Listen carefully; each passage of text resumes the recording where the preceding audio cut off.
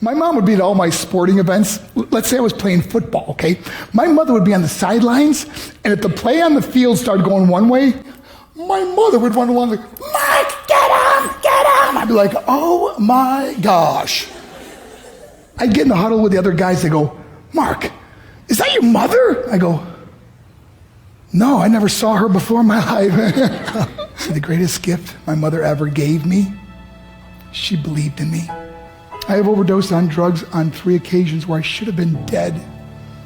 But I believe I was kept here for a reason. You show me your friends, I will show you your future. How do I know this?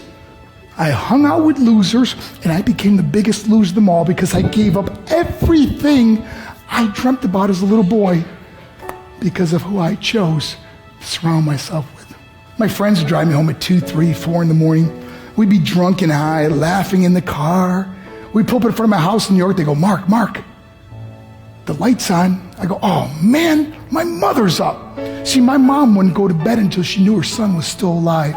I'd walk in, she'd say, hi, Mark, how was your night? I go, it was good, Mom, I'm just gonna go to bed. She goes, can I talk to you for a minute? I go, Mom, I'm tired, I'm just gonna go to bed. She goes, Mark, I haven't seen you all day and all night. Can I please talk to you? I said, man, just leave me alone. You bug me. I'd slam my bedroom door on the one person who believed in me.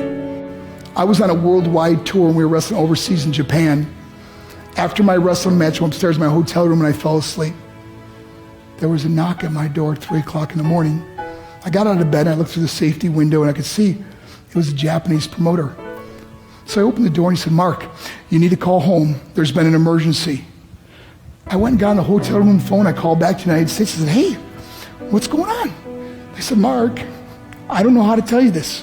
I said, just tell me what happened. All of a sudden I started crying. They go, Mark, I can't tell you. I said, just say it. They said, Mark,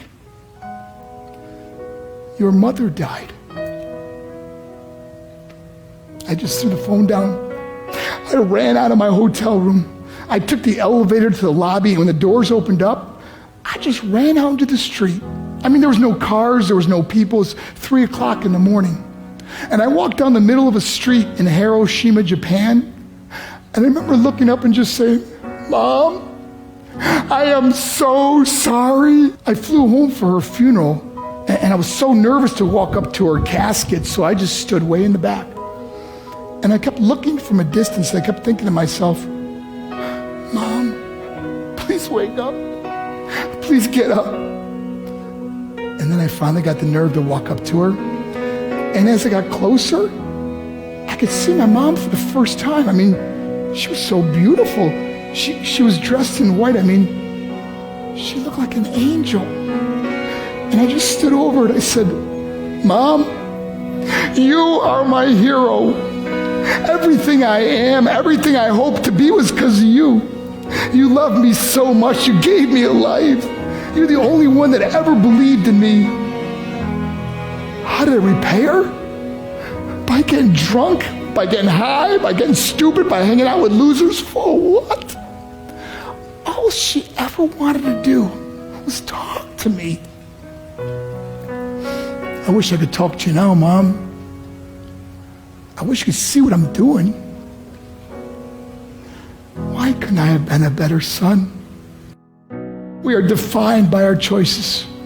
But if you surround yourself with people involved in drugs and alcohol and pills, it's a dead end. I'm not here to preach to you. I'm here to tell you I lived that life. It leads to broken hearts, broken relationships, broken dreams, and death. For what? To get high? If you have a mother or a father, when you go home, tell them how much you love them. See, my whole life was about being rich and famous. I had to be a millionaire. I had to win the race. I had to win the race at the expense of my marriage, my family, my friends. For what? To be all alone in the world? I learned what is truly important, and that is how precious this gift of life is, and our families, and how quickly it can be taken away. See, I no longer live in time.